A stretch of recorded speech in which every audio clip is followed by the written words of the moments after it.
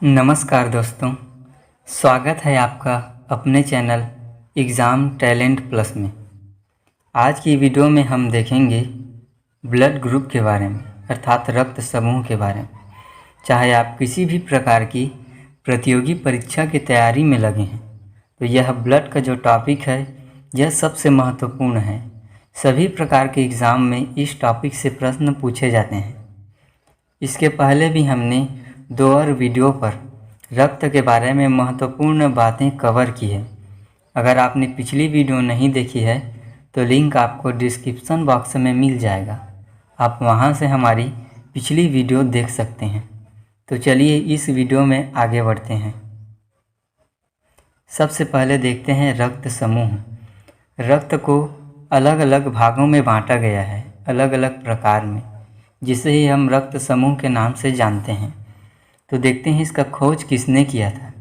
इसका खोज किया था लैंडस्टीनर और विनर। इन दोनों ने ही इस रक्त समूह का खोज किया था। जैसे कि पिछली वीडियो में हमने देखा है कि रक्त को 2 भागों में बांटा गया है, पहला है प्लाज्मा और दूसरा है रुधिराणु।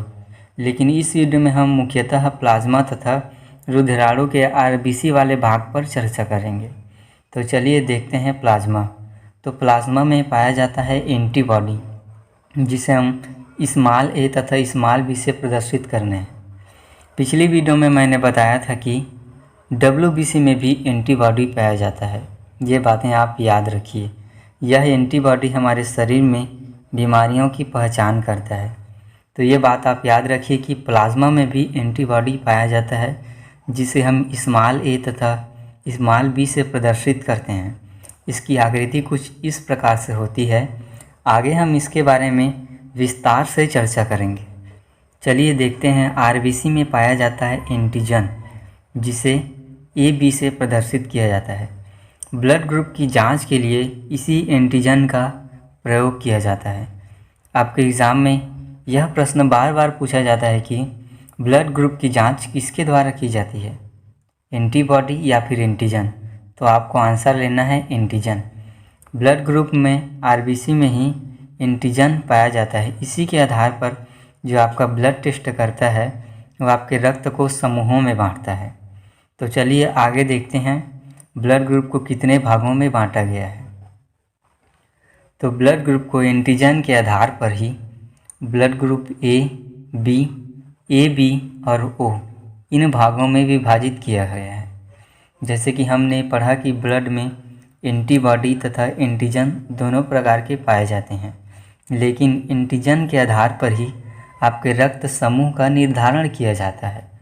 तो चलिए, ब्लड ग्रुप ए में पाया जाता है एंटीजन ए, जिसे हम एंटीजन की आकृति इस प्रकार की होती है। जैसे कि देखिए, आपका जो ब्लड टेस्ट करता है वह पहले आपके ब्लड का सैंपल लेता है, फिर उसे शीशे पर रख करके ब्लड को पतला कर देता है और फिर वह उसे सूक्ष्मदर्शी में देखता है। तब उसे अगर इस प्रकार की आकृति दिखाई दे, यदि किनारे पर इस प्रकार की आकृति दिखाई दे तो वो समझ जाएगा, क्योंकि यही जो है एंटीजन है। अर्थात ब्लड के किनारे में जो एंटीजन है उसकी आकृति यदि इस प्रकार की है तो आपका ब्लड ग्रुप जो है ए है। ठीक, आगे हम इसके पॉजिटिव और नेगेटिव वाले भाग पर भी चर्चा करेंगे। ठीक, और ब्लड ग्रुप ए में एंटीबॉडी पाया जाता है, वो होता है बी, जिसकी आकृति कुछ इस प्रकार की होती है। आगे हम देखते हैं ब्लड ग्रुप बी के बारे में। ब्लड ग्रुप बी के जो एंटीजन होता है उसकी आकृति कुछ इस प्रकार की होती है, तथा उसमें जो एंटीबॉडी पाया जाता है वो होता है एंटीबॉडी ए। इसमें एंटीजन होता है बी, लेकिन एंटीबॉडी कौन सा होता है, ए। आगे चलते हैं ब्लड ग्रुप ए बी के बारे में। तो ब्लड ग्रुप ए बी में दोनों प्रकार के एंटीजन पाए जाते हैं। ए का भी एंटीजन पाया जाएगा तथा बी का एक चतुर्भुज आकृति वाला भी एंटीजन पाया जाता है। ठीक, लेकिन ब्लड ग्रुप बी के बारे में, ए बी के बारे में एक बहुत महत्वपूर्ण बात यह है कि इसमें एंटीबॉडी नहीं पाया जाता। ये बात आप याद रखिए, एग्ज़ाम की दृष्टि से भी यह बहुत ही महत्वपूर्ण है। आगे चलते हैं ब्लड ग्रुप ओ पर। तो ब्लड ग्रुप ओ ऐसा ग्रुप है जिसमें ना ही एंटीजन ए पाया जाता है और ना ही एंटीजन बी पाया जाता है। देखिए, इसकी आकृति केवल गोल आकृति की है। इसमें ना ही ए का एंटीजन है ना ही बी का एंटीजन है। लेकिन इसमें दोनों ही प्रकार के एंटीबॉडी पाए जाते हैं, ब्लड ग्रुप ए का भी एंटीबॉडी और ब्लड ग्रुप बी का भी एंटीबॉडी। चलिए इन चीज़ों को अब बारीकी से समझते हैं। हमने देखा ब्लड ग्रुप ए में जो है एंटीजन कौन सा पाया जाता है ए, लेकिन एंटीबॉडी कौन सा पाया जाता है बी। देखिए ब्लड ग्रुप बी में एंटीजन पाया जाता है बी, लेकिन एंटीबॉडी पाया जाता है ए। इसी प्रकार ब्लड ग्रुप ए बी में दोनों ही प्रकार के एंटीजन होते हैं, लेकिन इसमें एंटीबॉडी नहीं पाया जाता। और ओ में जो है एंटीजन नहीं होता बल्कि दोनों प्रकार के एंटीबॉडी होते हैं। चलिए जो आपका रक्त टेस्ट करता है आपके ग्रुप का निर्धारण, वो यदि टेस्ट करता है तब उसे एक जब एंटीजन दिखाई दिया किनारे पर तो समझ जाता है कि आपका ब्लड ग्रुप ए है। यदि किनारे पर बी का एंटीजन दिखाई देता है तो वो समझ जाता है कि आपका ब्लड ग्रुप बी है।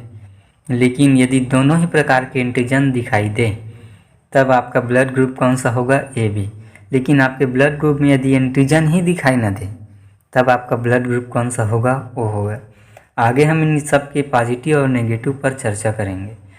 तो चलिए यदि ब्लड ग्रुप ए में एंटीजन ए होता है और इसमें एंटीबॉडी कौन सा होता है बी। देखिए एंटीजन ए की आकृति इस प्रकार की होती है और एंटीबॉडी की आकृति इस प्रकार की होती है। यदि ब्लड जो है प्लाज्मा वाले भाग में तैरते रहता है, यदि क्या होगा, यदि एंटीजन ए में एंटीजन बी होता तब यह रक्त जो है तैर नहीं पाता। ये वाला जो एंटीबॉडी ए है वो इसमें आकर के इस गोल आकृति में फंस जाता, जिससे रक्त नहीं बह पाता और व्यक्ति की मृत्यु हो जाती। इसीलिए रक्त का निर्माण ही इस प्रकार का हुआ है कि ए वाले में एंटीबॉडी बी पाया जाता है, जिससे ये वाली आकृति जो है इसमें नहीं फंस पाती। इसी प्रकार बी का भी है।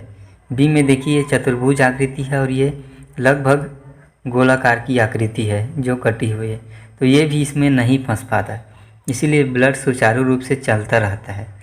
लेकिन देखिए ब्लड ग्रुप ए बी में तो एंटीबॉडी ही नहीं होता, ठीक, ये बात आप याद रखिए। और ओ में जो है एंटीजन नहीं होता, इसीलिए यह सभी को दान कर सकता है, लेकिन इसमें दोनों ही प्रकार के एंटीबॉडी पाए जाते हैं। यदि ब्लड ग्रुप ओ वाले को बी का ब्लड ग्रुप दे दिया जाए तो बी वाला जो है अब इसमें भी एंटीजन बन जाएगा, लेकिन इसमें एंटीबॉडी पाया जाता है वो इस वाली आकृति के साथ जा कर के फंस जाएगा और व्यक्ति की मृत्यु हो जाएगी। चलिए इस बात को थोड़ा सा और समझते हैं। क्या होगा यदि ब्लड ग्रुप ए वाले को बी के साथ चढ़ा दिया जाए।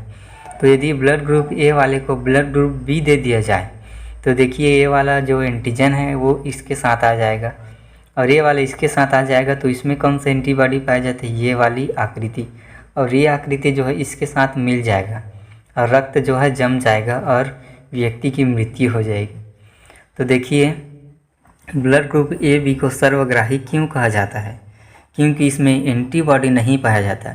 इसे चाहे ये भी दे दिया जाए चाहे ये भी दे दिया जाए, ये दोनों इसकी मात्रा इसमें होती है, इसीलिए इसका ब्लड किसी के साथ भी नहीं फंसता और सुचारू रूप से चलता रहता है, ठीक। लेकिन ओ को भी यदि इसे दे दिया जाए तो ओ में तो एंटीजन ही नहीं होता, तो और इसमें एंटीबॉडी नहीं पाया जाता है, इसीलिए इसका ब्लड किसी के साथ भी नहीं फंसता। और चलिए देखते हैं ब्लड ग्रुप ओ के बारे में। तो ब्लड ग्रुप ओ में एंटीजन ही नहीं होता। अगर ब्लड ग्रुप ओ को ए वालों को दे दिया जाए तो इसमें एंटीजन नहीं होता, इसलिए इसका एंटीजन केवल ए का ही रहेगा और ए में एंटीबॉडी होता है ये वाला, तो ये इसके साथ नहीं फंसेगा और ब्लड चलता रहेगा। चलिए एग्ज़ाम की दृष्टि से आप यह बात याद रखिए कि ब्लड ग्रुप ए में एंटीजन कौन सा पाया जाता है, तो ए पाया जाता है और एंटीबॉडी होता है बी। बी में जो है एंटीजन बी पाया जाता है और एंटीबॉडी होता है ए, जबकि ब्लड ग्रुप ए बी में एंटीबॉडी नहीं पाया जाता और दोनों ही प्रकार के एंटीजन पाया जाता है। आगे देखते हैं ब्लड ग्रुप ओ में। तो ब्लड ग्रुप ओ में एंटीजन ही नहीं होता और एंटीबॉडी दोनों प्रकार के पाया जाता है।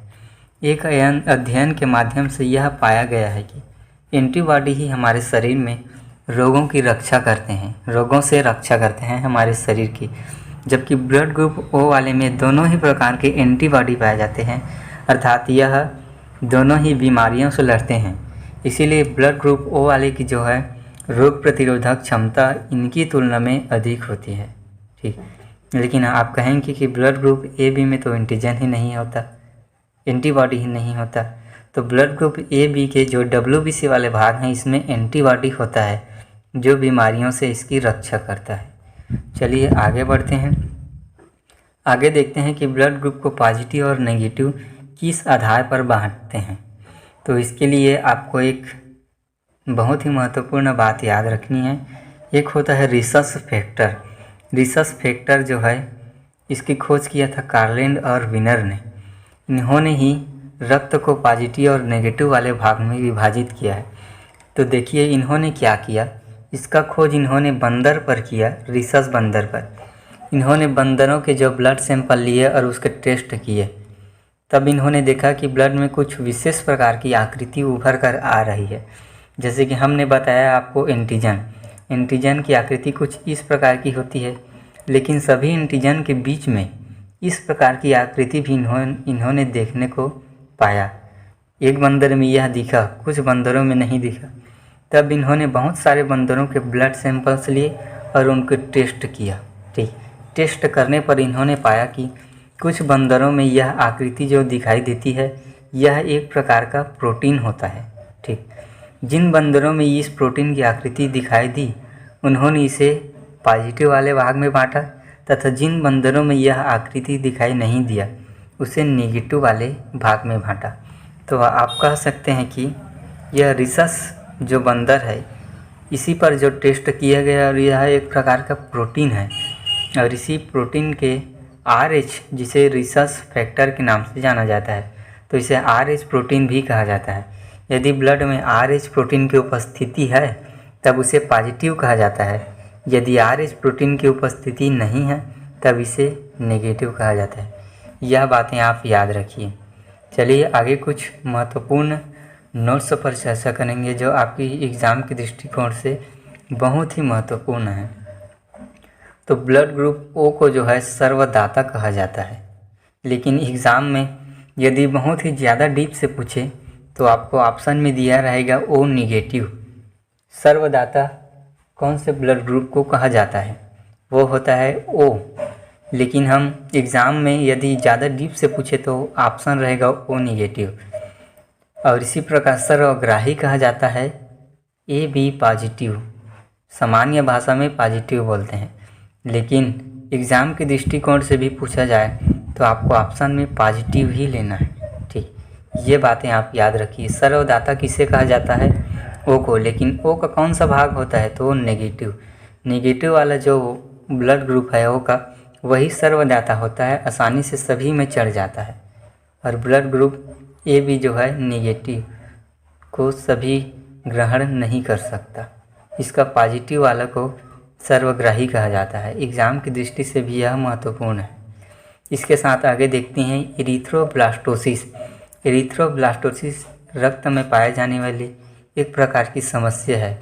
यदि माता या पिता या फिर जनक कहा जाए तो माता या पिता में से किसी एक का भी ब्लड ग्रुप पॉजिटिव है और किसी एक का नेगेटिव है, तो उसे जन्म लेने वाली जो प्रथम संतान है वही जीवित रहेगी, और इसके बाद जो उनसे अन्य संतानें हैं वे जीवित नहीं रह पाती। इसीलिए जन्म के तुरंत बाद ही इनके उत्पन्न होने वाली दूसरी या तीसरी संतानों की मृत्यु हो जाती है, क्योंकि उनके ब्लड ग्रुप का निर्धारण नहीं हो पाता, A लेना है या फिर B लेना है, अर्थात पॉजिटिव लेना है या फिर नेगेटिव लेना है। ये बातें आप याद रखिए। मिलते हैं अगली वीडियो में, तब तक के लिए जय हिंद जय भारत। अगली वीडियो में हम इसके महत्वपूर्ण प्रश्नों पर चर्चा करेंगे जो आपके एग्ज़ाम में पूछे गए थे।